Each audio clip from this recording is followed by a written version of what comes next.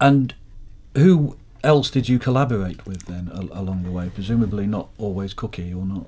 At that point, I hadn't realised. I thought Steve had done the production himself, but found out that he actually plays guitar as well. And this guy, Charlie Jones. So you got Charlie Jones, Steve Evans, isn't it? Yeah, Charlie Jones and Steve Evans. And it was the two of them working together for the first time. They'd never worked together, although they'd worked on things, but not together as producers. So when I found out that they were actually playing as well, Charlie and Steve, they were playing a lot of the instrument. I think Charlie plays the bass and various other instruments, and Steve plays great guitar. They both make great noises. It's not just the guitar, it's about all the noises that they get. And then some local people playing percussion, marimba, stuff like that. When I got what they'd been working on, I thought, well, we're off. And what happened was I was getting bits more music coming, and we were working on, I'd say, 2 or 3 tracks at a time. And I had some ideas that I wanted to work on. So the other contributors were Steve Hilton for Drone Zone, and Nocco for About to Happen and Here Comes That Day. And the rest were working with Charlie and Steve. So even I knew these songs were great. I thought, well, 2 great songs an album doesn't make. But it was a real impetus to, you know, I had some ideas that I thought, okay, I'll bring these to the table now, because I think how they translate them could be really exciting. And did you have a different kind of approach because it wasn't the Banshees and it wasn't the Creatures, and you didn't want to mix it all up? It was a different approach because it was neither of how I'd worked before. It also wasn't going into a studio and doing an album, a full album, in one go. It was also not being in the studio 24/7 as well, which at times I did. Normally I like to breathe down the back of someone's neck and say, come on, have you done it yet? And you know, when it's your baby, you don't want to leave it in the hands of people that you don't know. And so this was a new thing for me, of like, I think I can let them do what, well, I can't be doing anything. I don't produce, you know, I have ideas and I'll steer it.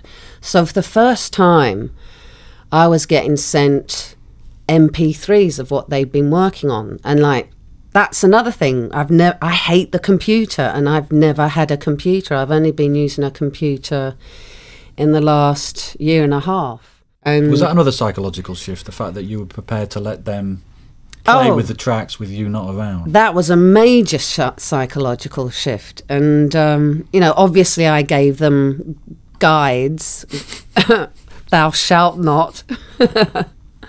But really, more and more, the more stuff I was getting, the more I was thinking they're going to come up, yeah, that I feel quite confident leaving them to get on with finishing something and doing the production, with a few things that we fought over, but that's all been resolved and we're all happy. What are the big thou shalt nots that there are for you?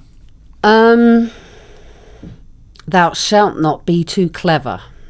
So I said I don't want too much subtlety here. I want, you know, if a sound's on there, I want to hear it. I don't want it to be something that's subtle and like anyone else that doesn't know it's there isn't going to hear it. That was the main thing. I want the vocals to be there and present and between the eyes pretty much. And I want everything else to be as powerful, but obviously not getting in the way of the vocals.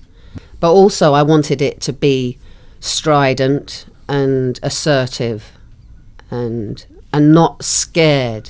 Not scared of, you know, I think there's a track like Heaven and Alchemy that's not got a lot on it. The first incarnations of that, it was trying to be too busy, and and they played me another version of them just doing it with the piano, and I said, well, that's much better. You know, why didn't you play me that before? Cuff. Heaven and Alchemy finishes it, and like Into a Swan could only be the opening, Heaven and Alchemy could only be the end. Yes. By then, had you worked out? Yes, the running order is crucial. I think absolutely crucial. It can set up or destroy something that, as it comes consecutively.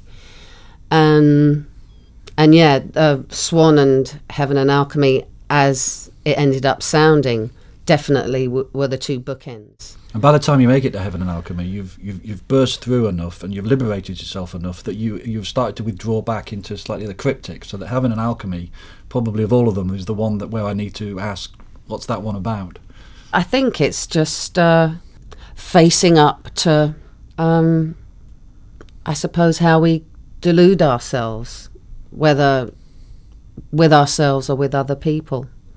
I think especially in important relationships. And I think it's realising that absolute honesty is essential for anything to flourish and thrive. No matter how hard or difficult it is. In the end, it should be simple and easy, but you have to do it before you realise that. And right in the middle, If It Doesn't Kill You. Now, in your universe, and I think my universe, that's the greatest theme tune to a James Bond movie that there's ever been. I had a rough idea of how that was going to sound, and I wasn't happy with it. I didn't think the music went with the lyric, and the vocal didn't make as much as it could. It was, I don't know, it was oil and water. It wasn't coming together. I knew it was a great song there, but it just wasn't happening. And so I gave it to Charlie and Steve, and they went, hey presto, and they totally got it and made it something that I wouldn't have thought of on my own.